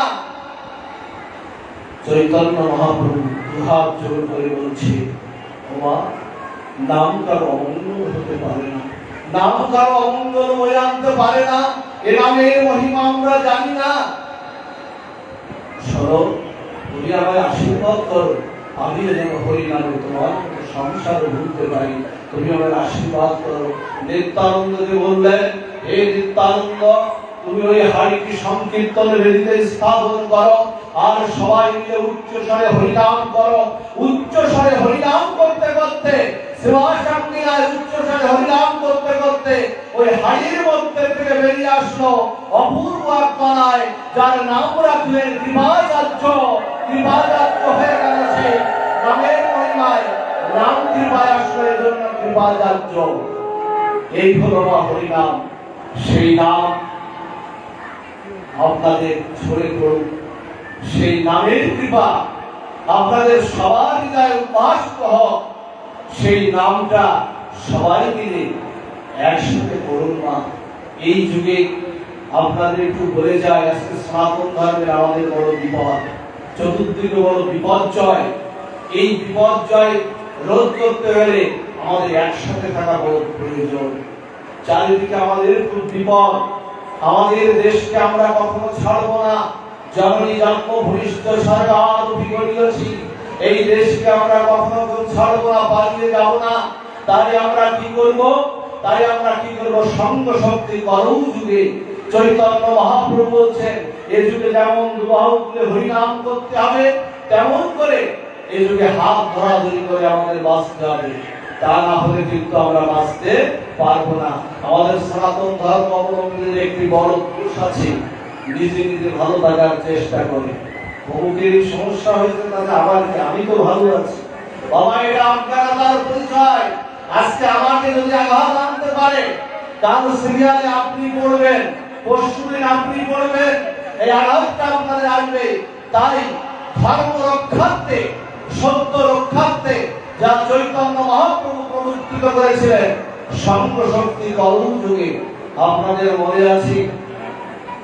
মনে আছে যখন চৈতন্য মহাপ্রভু প্রত্যেক ঘরে ঘরে নির্দেশ দিলেন, কবর বৃক্ষ স্থাপন করো, ঘট স্থাপন করো, ঘট স্থাপন করে সবাই হরিনাম করো। তখন কিছু ব্রাহ্মণ পণ্ডিত, কিছু চৈতন্য মহাপ্রভু বৃদ্ধ অনুসারীরা, তখন তারা কি করলেন? চার কাজীর কাছে গিয়ে নালিশ করলেন। মা খেয়াল দিয়ে পাঠ্যশ্রমের দিকে চলে যাচ্ছি। চার কাজীর কাছে গিয়ে নালিশ করলেন যে চৈতন্য মহাপ্রভু নিমায়াবারে কোন ধর্ম আনলো। কবর বৃক্ষ তুলে ঘট স্থাপন করে খোল পাতাল, আর সন্ধ্যা হলে তাকে চার কাজু তাকে খোল পাতাল আর মৃদঙ্গর ধ্বনিতে, কাসরের ধ্বনিতে সারা নদিয়া নবদ্বীপ আমোদিত মুখরিত হয়েছে। আর এই স্বজাতীয় হিন্দু পণ্ডিতগণের সাথে আছে। চাঁদ কাজু বললেন আজ থেকে হরিনাম বন্ধ, নদিয়া নবদ্বীপে আর হরিনাম হবে না। নদিয়া নবদ্বীপে হরিনাম বন্ধ। সৈন্যদের নির্দেশ দিলেন, কবর বৃক্ষ তুলে ফেলো, ঘট তুলে ফেলো, মৃদঙ্গ ছুঁড়ে দাও, সব ফেলে দাও। সবাই কি করলেন জানেন? দেখুন, এখান থেকে দৃষ্টান্ত দিচ্ছে। সমস্ত ভক্তরা মিলে চৈতন্য মহাপ্রভুর কাছে আসলেন। এসে বললেন কি জানেন, মহাপ্রভু হরিনাম ছাড়া আমরা বাঁচব না। আমাদের পদবৃক্ষ ঘর স্থাপন তুলে দিয়েছে, বৃন্দাবন ফেলে দিয়েছে, হরিনাম ছাড়া বাঁচব না। তুমি আমাদের এমন একটা জায়গা দেখিয়ে দাও যে জায়গায় আমাদের কেউ হরিনাম করতে বাধা দেবে না, সেই দেশে আমরা চলে যাব। চৈতন্য মহাপ্রভু সেদিন বলেছিলেন তোমাদের কাউকে যেতে হবে না। উদ্দীপ্ত চেতনায় মহাপ্রভু শুধু হরিনাম করেননি, মহাপ্রভু সমাজ উদ্দীপনা ছিলেন। চৈতন্য মহাপ্রভু তোমাকে কাউকে যেতে হবে না, সন্ধ্যায় সবাই মিলে একত্রিত হবে এই জায়গাটি। সবাই হাতে একটা মশাল, সবাই একটা মশাল মিছিলে আসবা এবং মশালে সবাই অগ্নি প্রজ্বলিত করে আসবা। আজকের এই মশাল মিছিলের প্রবক্তা আমার চৈতন্য মহাপ্রভু, কিন্তু তিনি কারো বাড়ি চালাতে চাননি, তিনি কারো গদি চালাতে চাননি। তিনি নামের জ্ঞানের অনলে নামের মহিমায় সমস্ত হিংসা বিদ্বেষকে দূরীভূত করতে চেয়েছিলেন। আজকে কি করলেন? আজকে মহাপ্রভু সবাই এক জায়গায় একত্রিত করলেন, সংঘ শক্তি কলম যুগে একত্রিত করে আমার চৈতন্য মহাপ্রভু বলেন চলো আমরা চাঁদকালির প্রাসাদের দিকে ধাবিত হব। তোমাদের প্রত্যেকের সামনে আমি চৈতন্য মহাপ্রভু আছি। ৫টি ৬টি দলে বিভক্ত হলো, বিভিন্ন সম্প্রদায়ের দলে বিভক্ত হয়ে চৈতন্য মহাপ্রভু নেতৃত্ব দিয়ে চাঁদকালির প্রাসাদের দিকে গেলেন। চাঁদকালি ৪টা ৫টা সিংহ দরজার ৪টা ৫টা কভার দিয়ে দিলেন। সবাই যখন চাঁদকালির প্রাসাদে গেলেন তখন চাঁদকালিকে বললেন, চাঁদকালি তুমি দরজা দিতে পারো, তুমি দরজা দিয়ে আমাদের যাওয়া বন্ধ করতে পারো, কিন্তু আমার হরিনাম তুমি আটকাতে পারবে না, কারণ নাম তোমার ভিতরে প্রবেশ করবেই করবে। এই নামের এমন মহিমা। বেগম বললেন, ও তোমার একটু স্বার্থের একটু ব্যাঘাত ঘটলে তোমার মন্ত্রী বাইক পেয়াদা তোমার জন্য বিদ্রোহ করে। আর শোনো, এত লক্ষ লক্ষ যার পিছনে ওরা যাকে ঈশ্বর বলে, ওরা যাকে ভগবান বলে, তা না হলে এত বড় শক্তি কারো হতে পারে না। যার পিছনে লক্ষ লক্ষ লোক এক ডাকে আসতে পারে, তুমি দরজা খুলে দাও। দরজা খুলে নিমায় আসলেই মঙ্গল, নিমায় আসলেই মঙ্গল, দরজা খুলে দাও। চাঁদকালি দরজা খুলে দিলে, দরজা খুলে দিয়ে বললেন, বড় জোরে প্রার্থনা করলেন, নিমায় তুমি শান্ত হও। কাল প্রভাতে আমি স্বপ্নে দেখেছি, দেখো স্বপ্নের মধ্যে অর্ধেক নব অর্ধেক সিংহ, নৃসিংহ অবতার, তোমাদের যে নৃসিংহ অবতার, অর্ধেক আমি হরিনাম বন্ধ করেছি। তোমাদের যে নৃসিংহ অবতার, অর্ধেক নব অর্ধেক সিংহ, এই দেখো আমার বক্ষকে কিভাবে আসিয়ে বিদীর্ণ করেছে। তোমাদের শাস্তি আমি পেয়েছি, তুমি শান্ত হও। আমি আজ থেকে ঘোষণা দিলাম, তোমার এই নদিয়া নবদ্বীপে আর কেউ হরিনাম বন্ধ করবে না। তুমি একবারে আমার উদ্দীপ্ত চেতনায় উদ্দীপ্ত কণ্ঠে এই হরিনাম ধ্বনিত তুমি নদিয়া নবদ্বীপের আকাশে বাতাসে তুমি জাগিয়ে বলো, আর কেউ তোমার হরিনাম বন্ধ করবে না। এই হলো হরিনাম নাম। এই জন্য এখান থেকে আমি দৃষ্টান্তটা দিলাম নৃসিংহ অবতারে। এখানে সংঘ শক্তি, আমাদের সবাই একজনের বিপদ দেখে আর একজন ফিরে যাবেন না। অন্ততপক্ষে কিছু না হলো অন্ততপক্ষে একটি বাক্য দিয়ে হলেও প্রতিবাদ করার চেষ্টা করবেন, তা না হলে কিন্তু সনাতন ধর্মের বড় বিপদ। আর সবশেষে মহিমা, এই ভূমিটা হলো ক্ষমার ভূমি। গৌর অবতার হলো ক্ষমার ভূমি। সিদ্ধ জগন্নাথ আর বাবা, সিদ্ধ খেয়ালের মা, অধিক দিন এদিকেও খেয়াল, সিদ্ধ জগন্নাথ দার বাবা বৃন্দাবন ছেড়ে নবদ্বীপে চলে গেছেন। সারা জীবন বৃন্দাবনে ভজন করেছেন, সারা জীবন। আর এই শেষ বয়সে তিনি নবদ্বীপে চলে যাচ্ছেন। সবাই বলছে, বাবা আপনি আমাদের পথপ্রদর্শক, সারা জীবন বৃন্দাবনে ভজন করলেন, এখন নবদ্বীপে চলে যাচ্ছেন কেন? বলছে, তোমাদের বৃন্দাবনে অপরাধ হলে বিচার আছে, কিন্তু নবদ্বীপ গৌর মন্ডল হলো ক্ষমার ভূমি, এখানে কোনো বিচার নাই। নবদ্বীপ বৃন্দাবনে মা যশোদা একটু নলি চুরি করেছিল, তাই কৃষ্ণকে দাম বন্ধন লীলায় মা যশোদা নলিকে বন্ধন করেছিল। আর এই নবদ্বীপের সচিমাতার সব কিছুকে নিমাই ভেঙে দিয়েছিল, নিমাইকে কিছু বলেনি। তাই এই নবদ্বীপ হলো গৌর মন্ডলের ক্ষমার ভূমি। তাই আমি নবদ্বীপে চলে যাচ্ছি। আর শোনো, এই নবদ্বীপে যদি কেউ পাপ করে, এই গৌর মন্ডলে আমরা জন্মগ্রহণ করেছি, এটা আমাদের ভাগ্য। এই পাপ করলেও যদি কেউ হাত হৃদয় বলে, হা গৌর বলে শত অপরাধ পাপ করলেও ক্ষমা করে দেয়। এই হলো সেই গৌর মন্ডলে আপনারা বসবাস করছেন।